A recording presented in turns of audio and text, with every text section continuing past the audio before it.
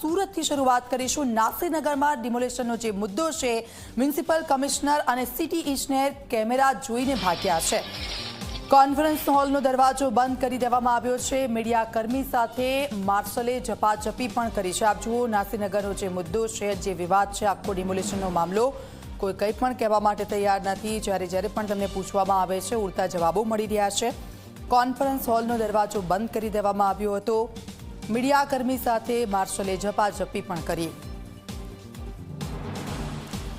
સીધા જઈશું ચેતન અમારી સાથે લાઈવ જોડાઈ ગયા છે। ચેતન, ત્યાં શું ચાલી રહ્યું છે? કારણ કે મીડિયાની સામે કોઈ જવાબ નથી આપતા, હાથ અદ્ધર કરી લીધા છે અને ઝપાઝપીના પણ દ્રશ્યો સામે આવ્યા।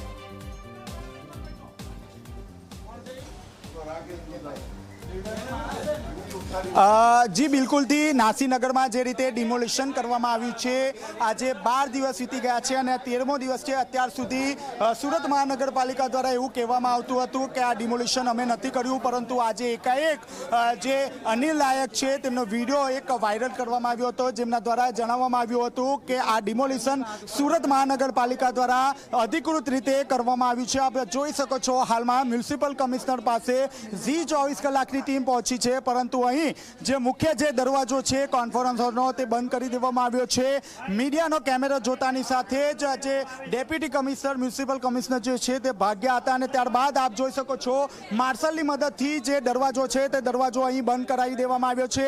મીડિયા સાથે ઝપાઝપી કરવામાં આવ્યા છે, ધક્કાધક્કી કરવામાં આવ્યા છે। તેમના દ્વારા એવું કહેવામાં આવ્યું છે કે અંદર મીટિંગ ચાલે છે, પરંતુ જ્યારે કેમેરો ચાલુ હતો ત્યારે ડેપ્યુટી કમિશનર અહીંથી ભાગ્યા હતા અને જવાબ આપવાનું ટાળ્યું હતું। ક્યાંક ને ક્યાંક બિલ્ડરોને લાભ કરાવવા માટે આખો જે ખેલ છે તે ખેલ કરવામાં આવ્યો છે।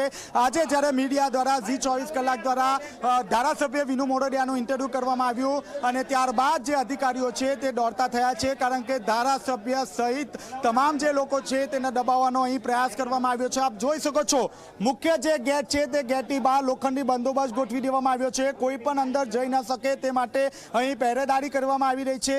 મીડિયાકર્મી સાથે ઝપાઝપી કરવામાં આવી છે, ધક્કાધક્કી કરવામાં આવી છે। મીડિયાએ જ્યારે અંદર જવાનો પ્રયાસ કર્યો ત્યારે તેમને રોકવામાં આવ્યું અને કહેવામાં આવ્યું કે અંદર મીટિંગ ચાલે છે, જેને કારણે મીડિયાને અંદર જવા દેવામાં આવશે નહીં।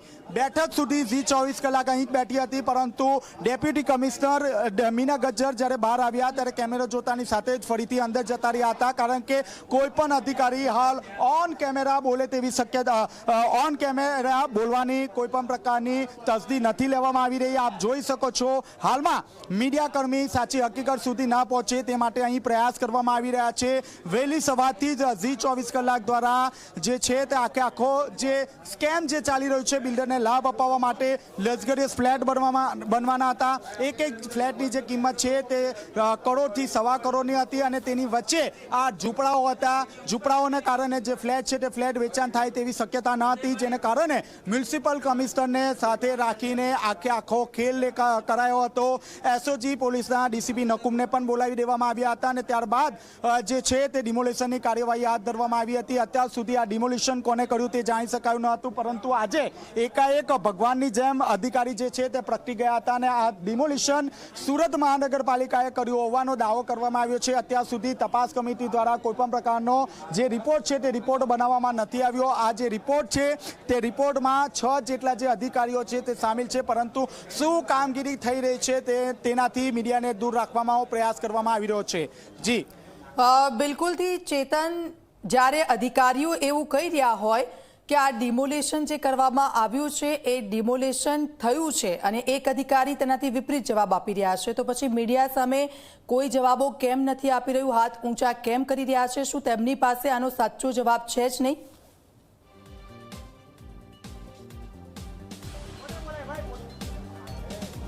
જી બિલકુલથી શરૂઆતના સમયની વાત કરીએ તો ધારાસભ્ય વિનુભાઈ મોરડિયા જે મ્યુનિસિપલ કમિશનર છે તેમના પાસે પહોંચ્યા હતા અને આ ડિમોલિશન કોને કર્યું તે અંગે સવાલ પૂછવામાં આવ્યો હતો અને જો કે આ દરમિયાન જે છે તે વિનુભાઈને એવો જવાબ આપવામાં આવ્યો હતો કે આ ડિમોલિશન સુરત મહાનગરપાલિકા દ્વારા કરવામાં નથી આવ્યું।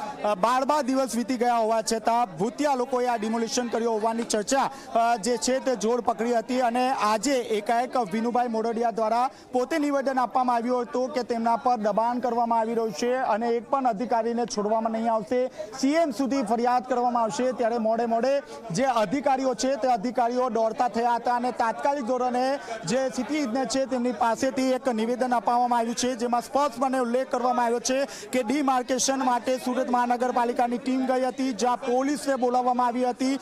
ડિમાર્કેશન માટે શરૂઆતના સમયે જે સ્થાનિક લોકો છે તેને કાયદા મુજબ નોટિસ આપવાની હોય છે અને નોટિસ બાદ એસડીએમ જે છે તે સહી કરતા હોય છે અને બાદમાં સમગ્ર જે ડિમોલિશન છે તે કરવાનું હોય છે. પરંતુ આ ડિમોલિશન જે છે તે તાત્કાલિક કરવામાં આવ્યું છે, ફક્ત 1 જ કલાકનો સમય આપવામાં આવ્યો હતો. હાલમાં 100 થી વધુ જે ઘર પરિવારજનો છે તે રસ્તા પર છે, ન્યાયની માંગ કરી રહ્યા છે. અત્યાર સુધી વિનુ મોડીરિયા સિવાયના કોઈ પણ જે નેતા છે તે નેતા આગળ નથી આવ્યા. સૌથી મહત્વની વાત છે કે મ્યુનિસિપલ કમિશનરની પાપ લીલામાં એસઓજીના ડીસીપી નકુમનો પણ ઇચલો જ હાથ છે, કારણ કે પોતાની વાહવાહી લૂંટવા માટે તેઓ ઘટના સ્થળે પહોંચી ગયા હતા. સ્થાનિક ડીસીપીની બાદબાકી કરીને પોતે ત્યાં વાહવાહી લૂંટી રહ્યા હતા. આ ઉપરાંત સ્થાનિક લોકો જ્યારે વિડીયો બનાવી રહ્યા હતા ડિમોલિશનનો, ત્યારે તેમનો મોબાઈલ જે છે તે લઈ લેવામાં આવ્યો હતો, વિડીયો ડિલીટ કરી દેવામાં આવ્યો હતો. ત્યારે આપ જોઈ શકો છો મીડિયાકર્મી મ્યુનિસિપલ કમિશનર પાસે જવાબ લેવા માટે ગયું કે શરૂઆતના સમયે શા માટે જૂઠું બોલ્યા, પરંતુ હાલ માર્શલને અહીં મૂકી દેવામાં આવ્યા છે. મીડિયાની ટીમ સાથે ઝપાઝપી કરવામાં આવી છે, તેમને અંદર જવા નથી દેવામાં આવતા. હાલ મ્યુનિસિપલ કમિશનર, ડેપ્યુટી કમિશનરનો જે કાફલો, જે ટીમ છે તે ટીમ અંદર જ છે, પરંતુ મીડિયાની ટીમ બહાર ઊભી છે, જેને કારણે તેઓ બહાર નથી નીકળી રહ્યા. ક્યાંક ને ક્યાંક એ વાત સતાવી રહી છે કે જો મીડિયા સવાલ પૂછે તો તેઓ કયા મોઢે જવાબ આપશે. 100 થી વધુ પરિવાર હાલ રજડી પડ્યા છે, ત્યારે ન્યાય માટે ઝંકી રહ્યા છે. મીડિયાની ટીમ જોઈને ડેપ્યુટી કમિશનર ભાગ્યા હતા અને ત્યારબાદ આપ જોઈ શકો છો મુખ્ય જે ગેટ છે તે ગેટની બહાર આ રીતે માર્શલની ટીમ ગોઠવી દેવામાં આવી છે. માર્શલ પણ જાણે મીડિયા કર્મી આતંકવાદી હોય તે રીતે બિહેવ કરવામાં આવ્યું છે, ઝપાઝપી કરવામાં આવી છે અને દ્રશ્યો આપ જોઈ શકો છો. ઝી 24 કલાકની ટીમ ઉપર દ્રશ્યો આપ જોઈ શકો છો. હાલમાં જે ઝપાઝપી છે તે પણ જોઈ શકો છો. જ્યારે સવાલ પૂછવામાં આવ્યો ત્યારે ભાગ્યા છે. શા માટે ભાગે છે? બિલ્ડરની ભૂમિકા, બિલ્ડર સાથે શું મેળા પીપળા હતા? બિલ્ડરને લાભ કરાવવા માટે અહીં ડિમોલિશન કરવામાં આવ્યું.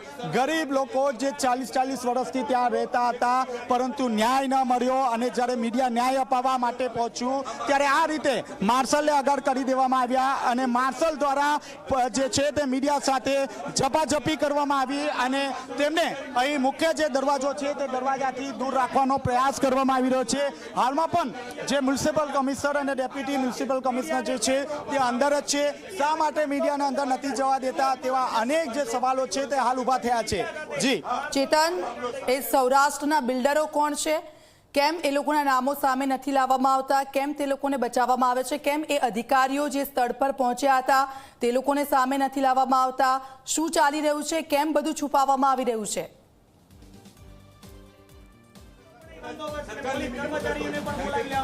જી બિલકુલથી અંદરો અંદર જે ખીચડી છે તે રંધાઈ રહી છે.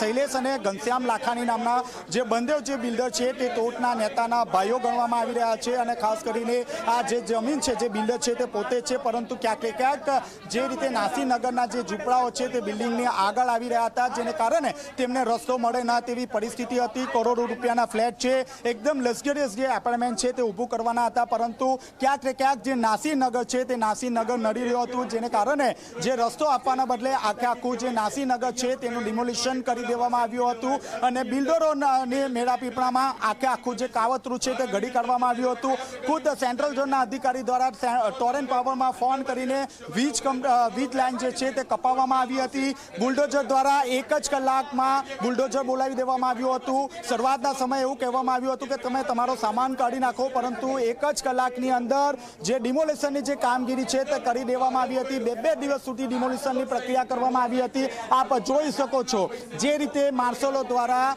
મીડિયા કર્મીને રોકવાનો પ્રયાસ કરવામાં આવી રહ્યો છે. આપ રોકવામાં કેમ આવે છે? મીડિયાને કેમ રોકો છો? કોને આદેશ આપ્યો છે તમને? મીડિયાને શા માટે રોકો છો? આપ જોઈ શકો છો મૂંગા પશુની જેમ અહીં ઉભા રહ્યા છે, પરંતુ જવાબ નથી આપી રહ્યા. મહત્વની વાત છે કે મ્યુનિસિપલ કમિશનરે પણ આ સમગ્ર જે કૌભાંડ છે તેમાં પૈસા લીધા હોવાનો આરોપ કરવામાં આવ્યો છે. મસ્ત મોટી જે રકમ છે તે ખિસ્સે ગાળવામાં આવી છે. આજે જ્યારે આખું કૌભાંડ ઉજાગર થઈ ગયું છે ત્યારે મ્યુનિસિપલ કમિશનર ભાગી રહ્યા છે.